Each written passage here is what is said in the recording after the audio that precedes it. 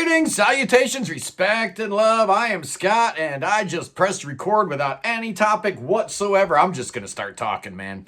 I don't know why. I just felt like shooting a video. I had a little bit of time, and, maybe I had a couple things on my mind. I don't know, but, I just saw that a couple YouTubers have shut their channels down. They're done with YouTube. So what's going on with YouTube and mental health? What goes on with creators? I hear all the time people saying, why don't you do this? Why don't you do that? And it sounds great. And I want to do everything for the people, right? That's why I did this. But at the end of the day, I got to do what makes me happy. And what, makes me happy is shooting videos about whatever, I know it's the Prog Corner. You guys expect prog content all the time. And I try to deliver that to you. I used to drop in a Taylor Swift or an Osmonds type of episode every now and then. I'm just going to try to segregate all that stuff off into clickbait week so that, we can keep the rest of the weeks unpolluted with our, non-prog type affair. We don't want that, do we? Yeah, Man can't live off prog alone. You know that. Every single one of you clowns listens to something that's not prog, so I don't want to hear about it. It's kind of ridiculous that you're calling me out. What happened to the prog corner? Come on, man. I want to see your record collection. I want to look through your CDs. There better not be one single CD or album that's not prog in there, right? If you're going to call me out like that. It's absolutely ridiculous. Anyway, if you really think about it, prog isn't a genre anyway. It's just a melting pot of every genre. Throw it on in there, that's prog. That's kind of a good definition of it, especially if there's rock and roll in there, because to me, prog stands for progressive rock. Don't forget the rock and roll, man. All you bands out there, don't forget the rock and roll. So today, I just wanted to talk about mental health and the Prog Corner and YouTube, and just how difficult it is to actually do this, to get motivated to do this, why people drop off. There's a million different reasons why a creator might stop doing videos. Sometimes they just take a little hiatus, which is understandable. Life can get in the way. Even somebody like me that basically has no life, things do pop up, and you have to take care of them. But to me, the biggest challenge is mental, right? It's always about trying to find the motivation, trying to find the time, trying to manage your time properly. Because, this video didn't take any time at all. I'm just hitting record and talking. But most of the time, if you think about it, I'll spend like an hour on a thumbnail. I spend hours and hours every week thinking about episode topics and ideas. And then you have the filming and the editing. As Spartan as my editing is, I actually do some editing from time to time. This all takes time. It's actually a very time-consuming process, particularly if you care about views, right? If you don't care about views, you just throw up any old thumbnail, put any old title up there, boom, any topic, whatever, hit record and go. But that's not what we're doing here.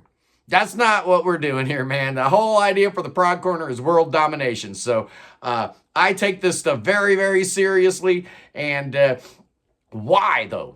That's the question that I'm kind of been asking myself over the last couple weeks is, why am I doing this? Why am I putting myself through this? Why am I putting my marriage in jeopardy over this? Well, I do have her blessing to do this, so it's not like that. But you know what I mean. It is time taken away, energy taken away from other things in life. So, why do we do it, man? Why do content creators feel this insane need? Like, today I had like an hour free, and the first thing I think of is, I got to shoot a video. What? That's insane. I could have mowed the lawn. I could have walked the dog. I could have trimmed the hedges. There's a whole bunch of stuff I could have done. So it is hard to keep priorities straight when you're chasing views and trying to build your subscriber count and all that kind of stuff that goes with it. So me personally, why did I put myself through this? Well, I've talked about this before where I was writing for the Fire Note, and, it just wasn't. Honestly, I can say awesome 100 times in a review. That was awesome. And if I make a slightly different face, it's okay. Nobody cares. you can't write like that. I mean, it just doesn't work. So to me, it was really time consuming. It was really taxing. It hurt my brain, right, to try to sound witty, because I'm not. I'm a off the cuff kind of guy. That's my greatest strength. It's not deep thought and really thinking through all the permutations and not. That's not it, man. I'm a shoot from the hip kind of guy. That's what I do. So I really wasn't happy writing, and but I knew I needed an outlet because I was done with my music. I wasn't writing music anymore. I wasn't recording music anymore. I wasn't in a band. I wasn't playing shows, doing any of that stuff. So I needed something, right? So it had to be music related in some capacity, and somehow I just fell onto this YouTube thing, and I blame the pandemic. I blame the shutdown. Like half the world, I was looking for stuff to do. So I ended up spending a lot of time on YouTube watching Pete Pardo and Barry Robinson and Notes Reviews and Nathan on Shuffle and the Prog Nerd Need. Hope you come back someday. All these great channels that I was watching and like, this is great, man. This is like, watching TV, but you can actually have the programming that you want. And I started thinking, man, I don't really see me, I see all these people and they're all great, but I don't see me anywhere on YouTube, right? So that was the whole idea, basically, to try to bring folks like me with similar backgrounds, similar ages, whatever. My demographics certainly bear that out. My audience is most certainly a reflection of your host here. Absolutely it is. And I guess that's not a big surprise. But one thing that started happening after I started getting halfway as good at YouTube was, you start getting really hooked on the analytics and looking at the views and looking at, oh, I lost a subscriber overnight. Oh, the sky is falling. Come on, man. It's not that big a deal, but when you're in the midst of this weird fever dream known as YouTube, it seems like a big deal, man. And I got to admit, it's been almost 3 years now, and I'm at the point now where it seems like almost every single minute of every single day I'm thinking about the channel, thinking about episode ideas, thinking about what I've got going on with the Sunday Prog stream, this, that, and the other thing. I did not anticipate this. I just thought I was going to, do some videos and that'd be that. But it turned into something way more. Be careful what you ask for, boys and girls, because you just might get it. And yeah, with world domination comes responsibilities and a giant workload, man. You should see the number of album review requests that I get every week. It's just absolutely insane. I'm telling you, I get like 20 a day. I feel like Pete Pardo up here, man. I only do one album review a week, so I don't know why I'm getting buried like this. The Sunday live show is kind of taking off and finding its legs, and that is really exciting because we've been doing it for a year now, and I had a vision for the live show. Everybody told me, don't do it. It's not going to work. You're going to get burned out. You're going to run out of episode ideas, and no one's going to watch. Well, guess what, boys and girls? We proved them all wrong. Absolutely. After a year, we're still going strong every Sunday on the live show, and it's a lot of fun, and it's kind of nice for me because I get other people on the panel up on screen that can talk, take a little bit of heat off of me, so I don't have to run my big mouth, the whole entire time. It's not like I got a problem doing that or anything, but it is kind of nice to kind of take a step back. But another reason why I started doing this whole YouTube thing is pretty obvious. If you've watched this channel at all, you know a little something about my towering ego. I keep it in check with a lot of, self-effacing comments and, talking about my felony raps and all this, that, and the other thing. And that is basically to keep myself from getting too big ahead or whatever. Oh, wow, I got 11,000 subscribers. I'm big time. It's ridiculous. It really is. Such a small fish, such a drop in the bucket. But, it has grown faster than I thought it would. And as a result, I kind of was not prepared for the workload. They're just doing regular videos takes a lot of work. And then you throw the Sunday live stream on there and, doing interviews with people and this, that, and the other thing and juggling all this stuff. It's actually a lot harder than I thought it was going to be. to be perfectly honest with you. And then you throw the technological aspect of it, because I am a troglodyte, man. I am just not technologically proficient at all. My wife is 20 years younger than me, so I rely on her a lot, obviously. She was born of a different generation, and, so she's a little bit better with that kind of stuff than I am. But, I like learning stuff. So I've learned, how to edit. I've learned how to do thumbnails. I've learned, the basics of YouTube. But the one thing that you can't teach on YouTube is how to have personality, how to retain your audience, how to keep them entertained. Certain content creators just have that spark, right? You just want to watch them because the power of their magnetic personality or their charismatic presentation style, whatever it is, man. Usually it has very little to do with the subject matter or the content therein. It's all about your host. And my towering ego demanded that I did, at some point in my life, I do something, right? I mean, because I'd been in bands, I was very proud when this came out.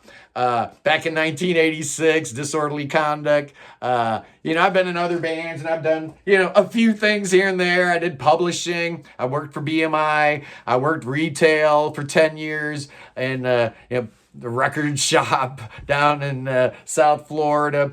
I worked as a DJ. I've worked in bands. I've done a lot of different things in the music industry. But here we are, man.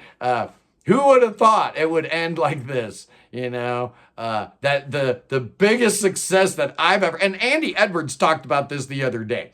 He talked about how he played with Robert Plant. He was Robert Plant's drummer, right? And he's saying ever since he started his YouTube channel, people recognize him now. And that never happened before. So just having the YouTube channel upped his visibility, which is crazy because he was already, kind of a somebody, right? I'm an absolute nobody. I've never done anything worthwhile in my entire life. The best thing that ever happened to me was the day I met my wife. But aside from that, it's really just been the story of mediocrity and disaster and failure, missed opportunities and all that kind of stuff, man. Wasted potential, I guess, was kind of what I was feeling about my life, because I know what I'm capable of. I know who I am. I know what my strengths and what my weaknesses are. And I also knew that, like, when I started the channel, I was like 59. I was, pushing 60. And I'm like, dude, you got to try to do something with your life, man. This is actually sad. It's actually pathetic. So yeah, YouTube has breathed new life into me, right? It's given me a little bit of wind beneath my wings, if you will. And I appreciate that. I thank YouTube for that opportunity. But most importantly, I thank you guys, because none of this would be possible. Let's be 100% honest. If I started this YouTube channel and I wasn't getting the views, I would have quit too. It would have hurt my heart. It just, I've got a fragile ego.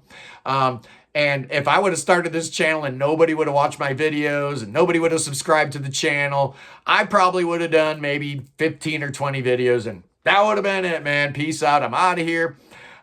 Because I don't like failure. I don't like, that feeling. So I'd rather not try. I think you guys understand that, right? Yeah, I'd rather just not try than try and fail. There's a whole bunch of that goes inside of me. So I decided to give this a whirl, and it's been happening, man. It's awesome. World domination is in sight. Absolutely it is. But I just wanted to, give a little, video today about how I'm feeling, what's going on, because I get like kind of weird feelings sometimes. And the only time I kind of feel 100% right is when I'm talking to you guys. And that's probably not healthy, right? I think I'm getting detached from the real world a little bit. And like I've seen characters in movies do this, where they're so lost in the sauce, they can't see the forest for the trees. They got their, head so far in the sand that they don't know how ridiculous they're looking. Well, I think I understand how ridiculous I'm looking, but the reality is that we are doing something good here. We are doing something to promote prog rock, and it's worth preserving. It's worth protecting. It's worth honoring, celebrating, and that's what we do on the Prog Corner.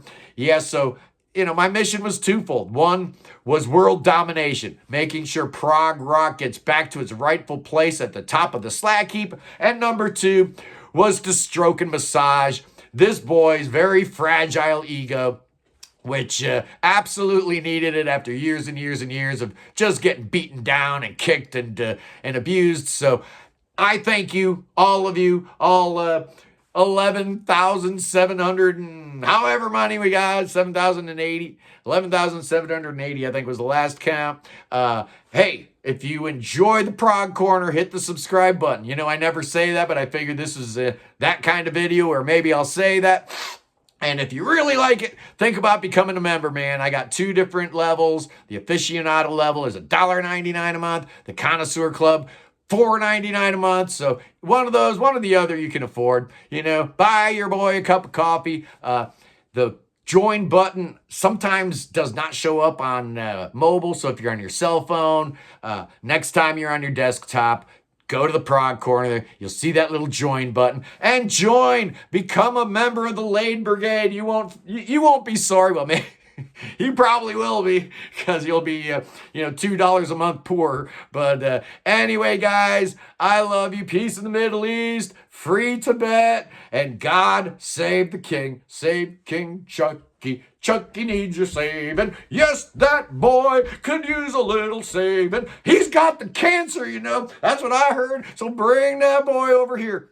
Bring him to America. Bring that boy to America right now. We got the healing hands of the faithful. We're going to lay hands on that boy. We'll do spells and incantations. Our prayer warriors are working 24/7, helping that boy out. And then you know what we're going to do? We're going to drink some poison. Where's that poison? No, that ain't going to work. That ain't going to work at all. But Billy Bob knows what to do. Hey, Billy Bob.